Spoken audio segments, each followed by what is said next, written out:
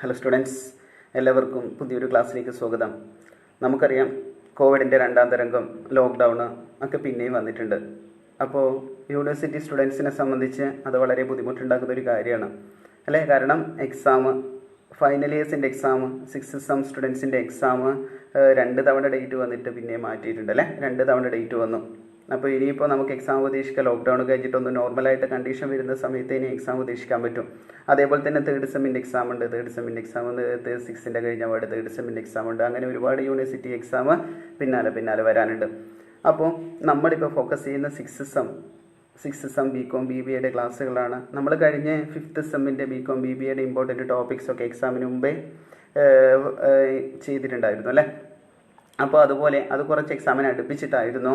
അപ്പോൾ അത് കൂടുതൽ ശ്രദ്ധിക്കാൻ പറ്റിയിട്ടില്ല എന്നൊക്കെ കമൻറ്റൊക്കെ കണ്ടു. അപ്പോൾ നമ്മൾ ഈ തവണ പറയുന്നത്, അതായത് എക്സാമിന് അടുപ്പിച്ചിട്ട് ഇമ്പോർട്ടൻറ്റ് ടോപ്പിക്ക് ചെയ്യാതായിരുന്നു വെച്ചത്. പക്ഷേ കയ്യിൽ പോരാത്തതിന് നമ്മുടെ കയ്യിൽ കുറച്ച് സമയമുണ്ട്.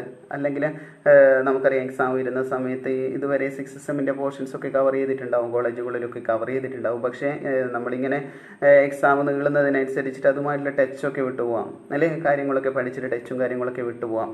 അപ്പോൾ അതിനനുസരിച്ചിട്ട് നമുക്ക് എന്ത് ചെയ്യാം, ചെറിയ ക്ലാസ്സുകൾ, ഇമ്പോർട്ടൻറ്റ് കാര്യങ്ങൾ വെച്ചിട്ടുള്ള ക്ലാസ്സുകളൊക്കെ കിട്ടുന്ന സമയത്ത് അതുമായിട്ടുള്ള എന്ത് ചെയ്യാൻ പറ്റും, ഒരു ടച്ച് പുതുക്കാൻ പറ്റും അല്ലേ. അപ്പോൾ അതിനനുസരിച്ചിട്ടുള്ള ക്ലാസ്സുകളാണ് നമ്മൾ ഈ ഒരു ക്ലാസ് കൊണ്ട് ഉദ്ദേശിക്കുന്നത്.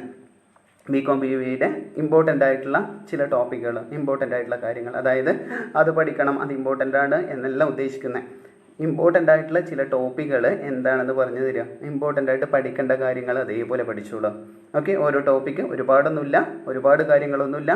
നമുക്ക് പ്രീവിയസ് ഇയർ ക്വസ്റ്റ്യനൊക്കെ അടിസ്ഥാനമാക്കിയിട്ട് ഇമ്പോർട്ടൻ്റ് ആയിട്ടുള്ള ടോപ്പിക്ക് ഏതൊക്കെ പഠിക്കണം, അല്ലെങ്കിൽ ഏതൊക്കെ പഠിക്കണം എന്നുള്ളത്, ഏതൊക്കെ സബ്ജക്റ്റ് മൊത്തം ടോപ്പിക്ക് മൊത്തം ഒന്ന് പറഞ്ഞു തരിക എന്നാണ് ഉദ്ദേശിക്കുന്നത്.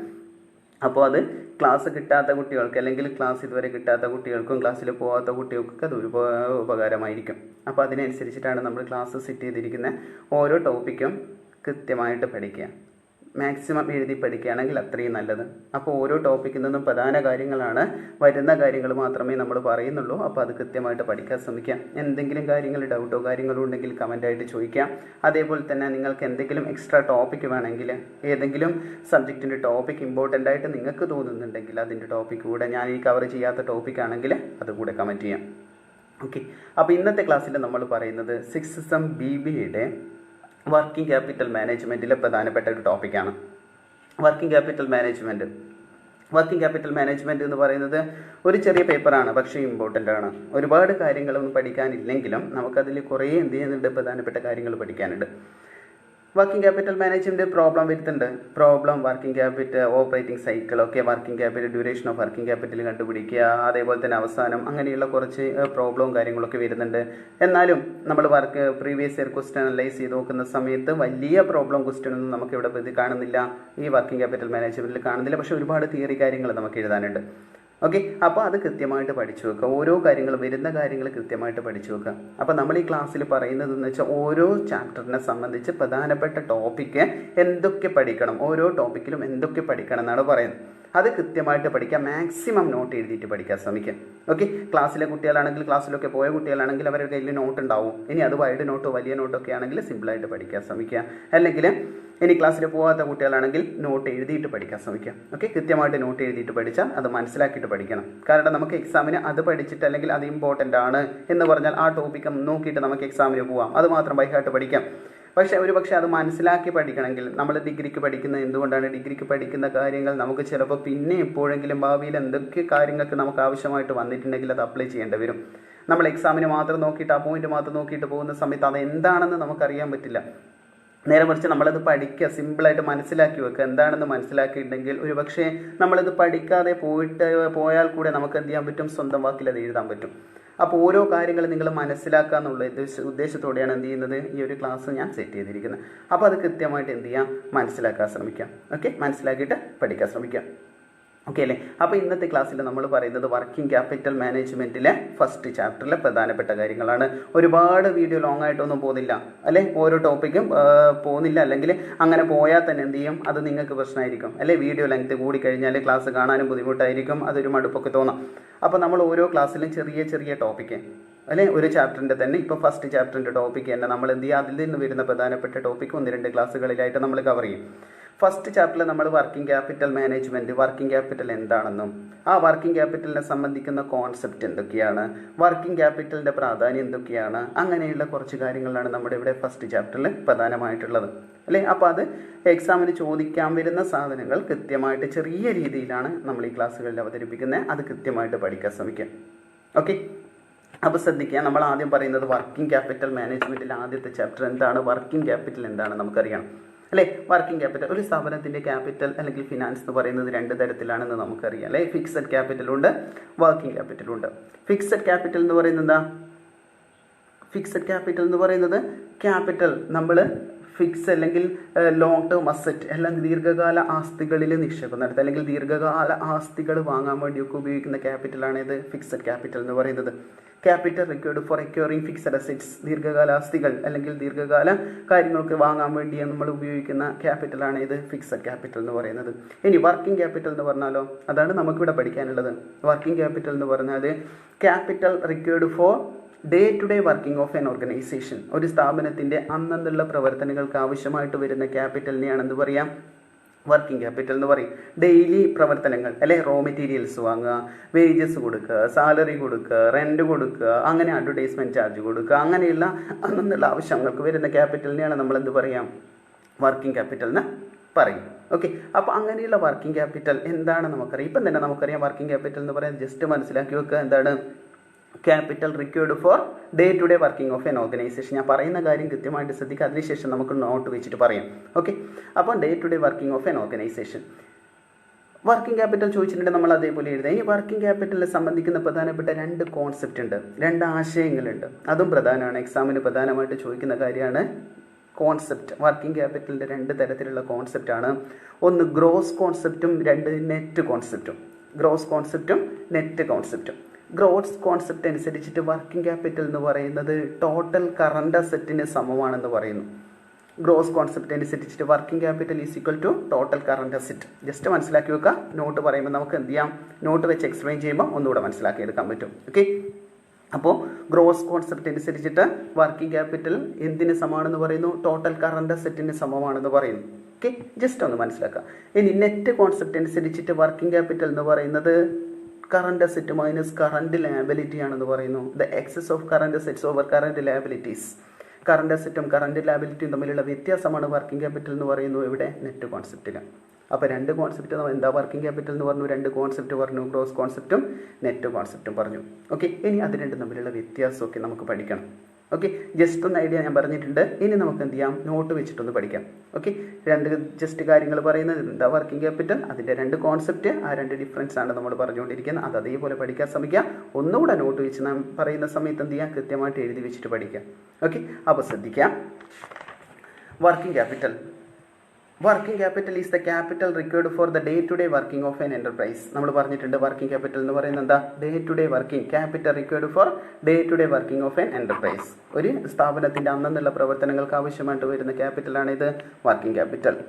It is required for the purpose of purchase of raw materials. It is required for the purchase of raw materials and for meeting the day-to-day expenditure on salaries, wages, rent, etc. എന്തിനു വേണ്ടിയാണത്, it is required for the purchase of raw materials, raw materials വാങ്ങാൻ വേണ്ടിയിട്ട്, and for meeting the day to day expenditure on salary, wage, rent etcetera. അന്നുള്ള എക്സ്പെൻസുകൾ കൊടുക്കുവാനൊക്കെ വേണ്ടിയിട്ട് നമ്മൾ ഉപയോഗിക്കുന്ന ക്യാപിറ്റലാണ് ഇത് വർക്കിംഗ് ക്യാപിറ്റൽ, അല്ലെങ്കിൽ ആവശ്യമായിട്ട് വരുന്ന ക്യാപിറ്റലാണ് working capital. Working capital is also called circulating capital or revolving capital or floating capital. Working capital നമുക്ക് എന്തുകൂടെ പറയാം, സർക്കുലേറ്റിംഗ് ക്യാപിറ്റൽ എന്ന് പറയാം, അല്ലെങ്കിൽ റിവോൾവിംഗ് ക്യാപിറ്റൽ എന്ന് പറയാം, അല്ലെങ്കിൽ ഫ്ലോട്ടിംഗ് ക്യാപിറ്റൽ എന്ന് പറയും. Okay, next concept of working capital. Working ക്യാപിറ്റലിൻ്റെ കോൺസെപ്റ്റ് രണ്ടെണ്ണം ഉണ്ട് എന്ന് പറഞ്ഞിട്ടുണ്ട്. നമ്മൾ ഏതൊക്കെയാണ്, ഗ്രോസ് കോൺസെപ്റ്റും നെറ്റ് കോൺസെപ്റ്റും. സിമ്പിളായിട്ട് പഠിച്ചു കൊടുക്കുക. പറയാനാണെങ്കിൽ ഇപ്പോൾ ഒരുപാട് കാര്യങ്ങളുണ്ട്, പക്ഷേ സിമ്പിളായിട്ട് പഠിക്കാൻ ശ്രമിക്കാം. Okay, concept of working capital രണ്ട് കോൺസെപ്റ്റാണ്, ഗ്രോസ് കോൺസെപ്റ്റും നെറ്റ് കോൺസെപ്റ്റും. First gross concept. Gross concept അനുസരിച്ചിട്ട് according to gross concept working capital refers to the amount of funds invested in current asset. അല്ലേ? നമ്മൾ പറഞ്ഞിട്ടുണ്ട് വർക്കിംഗ് ക്യാപിറ്റൽ ഗ്രോസ് കോൺസെപ്റ്റ് അനുസരിച്ച് working capital എന്ന് പറയുന്നത് എന്താ? The amount of fund invested in current asset. Current അസെറ്റിൽ invest ചെയ്തിരിക്കുന്ന ഫണ്ടാണ് വർക്കിംഗ് ക്യാപിറ്റൽ എന്ന് പറയുന്നു. Thus working capital is equal to total current asset. നമ്മൾ പറഞ്ഞിട്ടുണ്ട് അല്ലേ, വർക്കിംഗ് ക്യാപിറ്റൽ എന്ന് പറയുന്നത് എന്തിന് സമമാണെന്ന് പറയുന്നു? ടോട്ടൽ കറണ്ട് അസെറ്റിന് സമമാണ്. ഏത് കോൺസെപ്റ്റിൽ? Gross കോൺസെപ്റ്റിൽ. The working capital as per gross concept is called gross working capital. Gross concept അനുസരിച്ചിട്ടുള്ള വർക്കിംഗ് ക്യാപിറ്റലിനെയാണ് നമ്മൾ എന്ത് പറയുക? ഗ്രോസ് വർക്കിംഗ് ക്യാപിറ്റൽ എന്ന് പറയും. ഓക്കെ, ഇനി രണ്ടാമത്തെ ശ്രദ്ധിക്കുക, net concept. Net concept. According to the net concept, working capital refers to the excess of current assets over current liabilities. Net concept അനുസരിച്ചിട്ട് എന്താ പറയുന്നത്? Working capital refers to the excess of current assets over current liabilities. Current അസറ്റും current ലയബിലിറ്റിയും തമ്മിലുള്ള വ്യത്യാസമാണ് working capital എന്ന് പറയുന്നു. That is working capital is equal to total current assets. അതായത് വർക്കിംഗ് ക്യാപിറ്റൽ എന്ന് പറയുന്നത് എന്താണ്? Equal to total current assets minus current liabilities. That is working capital is equal to total current assets minus current liabilities. Current assetഉം current liabilityയും തമ്മിലുള്ള വ്യത്യാസമാണ് working capital എന്ന് പറയുന്നു. Okay, the working capital as per net concept is called net working capital. Net working capital അല്ലെങ്കിൽ net concept അനുസരിച്ചുള്ള working ക്യാപിറ്റലിനെയാണ് നമ്മൾ എന്ത് പറയാം? Net working capital എന്ന് പറയും. ഓക്കെ അല്ലേ? അപ്പം നെറ്റ് കോൺസെപ്റ്റും ഗ്രോസ് കോൺസെപ്റ്റ് അനുസരിച്ചിട്ട് വർക്കിംഗ് ക്യാപിറ്റൽ എന്ന് പറയുന്നത് എന്താണ്? ടോട്ടൽ കറണ്ട് അസെറ്റ് ആണ്. ഇനി നെറ്റ് കോൺസെപ്റ്റ് അനുസരിച്ചിട്ട് വർക്കിംഗ് ക്യാപിറ്റൽ എന്ന് പറയുന്നത് എന്താണ്? Current asset minus current liabilities. Total current asset minus total current liabilities ആണ്. ഓക്കെ, ഇനി രണ്ടും തമ്മിലുള്ള വ്യത്യാസം നോക്കാം നമുക്ക്. Difference between net working capital and gross working capital. Okay, രണ്ടും മനസ്സിലാക്കിയിട്ട് പഠിച്ചോളൂ അല്ലെ. പലതവണ ചോദിച്ചു വന്ന ചോദ്യമാണ്. അപ്പോൾ മനസ്സിലാക്കിക്കൂടാ. കോൺസെപ്റ്റുമായി ബന്ധപ്പെട്ട് എപ്പോഴും ചോദ്യം വരുത്തുന്നുണ്ട്. അപ്പോൾ അത് മനസ്സിലാക്കിയിട്ട് പഠിക്കാം. ശ്രദ്ധിക്കുക, difference between net working capital and gross working capital. Net working capital ശ്രദ്ധിക്കുക, it is a qualitative concept. Net working capital എന്ന് പറയുന്നത് ക്വാളിറ്റേറ്റീവ് കോൺസെപ്റ്റ് ആണ്. Gross working capital it is a quantitative concept. Gross working capital എന്ന് പറയുന്നത് quantitative concept ആണ്. Net working capital it is expressed as current asset minus current liability. നമ്മൾ പറഞ്ഞിട്ടുണ്ട് net working capital എന്ന് പറയുന്നത് എന്താണ്? Current asset minus current liability ആണ്. ഇനി gross working capital it is expressed as total current asset. Gross concept അനുസരിച്ചിട്ട് working capital എന്ന് പറഞ്ഞാൽ എന്താണെന്ന് പറഞ്ഞിട്ടുണ്ട്? ടോട്ടൽ കറണ്ട് അസെറ്റ് ആണെന്ന് പറഞ്ഞിട്ടുണ്ട്. ഇനി net working capital it is an accounting concept. Net working capital എന്ന് പറയുന്നത് എന്താണ്? It is an accounting concept ആണ് അല്ലേ. Next gross working capital it is a financial management concept. Net working capital gross working capital എന്താണ്? It is a financial management concept. ഇനി net working capital it is a suitable for sole trader and partnership firm. Single ownership അല്ലെങ്കിൽ partnership ഫേമിനെ സംബന്ധിച്ച് അനുയോജ്യമാണ് ഇത് net working capital എന്ന് പറയുന്നത്. Gross working ക്യാപിറ്റലിലോ it is suitable for companies. Company type organization അല്ലെങ്കിൽ കമ്പനികളെ സംബന്ധിച്ചിട്ട് സ്യൂട്ടബിൾ ആണ് ഇത് ഗ്രോസ് വർക്കിംഗ് ക്യാപിറ്റൽ. ഓക്കെ അല്ലേ? ഓക്കെ, അപ്പോൾ ഇത്രയും കാര്യങ്ങൾ മനസ്സിലാക്കിയിട്ട് പഠിച്ചോളാം. ഓക്കെ, മനസ്സിലാക്കിയിട്ട് പഠിക്കാം. നമ്മൾ ഒരുപാട് കാര്യങ്ങളൊന്നും പറയുന്നില്ല, കാരണം വീഡിയോ ലെങ്തി ആണെങ്കിൽ നിങ്ങൾക്ക് പഠിക്കാൻ ബുദ്ധിമുട്ടായിരിക്കും. അപ്പോൾ ഓരോ ടോപ്പിക്കും കൃത്യമായിട്ട്, പ്രത്യേകിച്ച് ക്ലാസ് കിട്ടാത്തവരുണ്ടെങ്കിൽ ഓരോ ടോപ്പിക്കും കൃത്യമായിട്ട് നോട്ട് ചെയ്ത് വെക്കുക. വളരെ സിമ്പിളായിട്ട് മാത്രമേ ഉള്ളൂ. അതേപോലെ കാര്യങ്ങൾ പഠിച്ചു വെക്കുക, മനസ്സിലാക്കിയിട്ട് പഠിക്കാൻ ശ്രമിക്കുക. ഓക്കെ, നമ്മുടെ എക്സാമിനെ കുറിച്ച് ടെൻഷനും കാര്യങ്ങളൊന്നും വേണ്ട. എക്സാം എപ്പോൾ വേണമെങ്കിലും വന്നോട്ടെ, നമ്മൾ മനസ്സിലാക്കിയിട്ട് പഠിച്ചിട്ടുണ്ടെങ്കിൽ ഏത് സമയത്ത് എക്സാം വന്നിട്ടുണ്ടെങ്കിൽ നമുക്ക് എന്ത് ചെയ്യാൻ പറ്റും? അപ്ലൈ ചെയ്യാൻ പറ്റും. ഓക്കെ, ഓരോ ക്ലാസ്സും വരുന്ന സമയത്ത് കൃത്യമായിട്ട് കാണുക. ഓക്കെ, ആരെങ്കിലും ഇനി മുമ്പേ ചാനൽ സബ്സ്ക്രൈബ് ചെയ്യാത്തവരുണ്ടെങ്കിൽ സബ്സ്ക്രൈബ് ചെയ്യുക. വീഡിയോ മുൻകൂട്ടി അറിയാൻ വേണ്ടി അല്ലെങ്കിൽ ഓരോ വീഡിയോ ഇടുന്ന സമയത്ത് അറിയാൻ വേണ്ടിയിട്ട് ബെൽ ബട്ടൺ പ്രസ് ചെയ്യാം. ഓക്കെ, എന്തെങ്കിലും ഡൗട്ടോ കാര്യങ്ങളോ ഉണ്ടെങ്കിൽ കമൻറ്റ് ചെയ്യാം. ഓക്കെ, വീണ്ടും നമുക്ക് അടുത്ത വീഡിയോയുമായി അടുത്ത ക്ലാസ്സുമായിട്ട് വീണ്ടും കാണാം. അതുവരേക്കും ബൈ.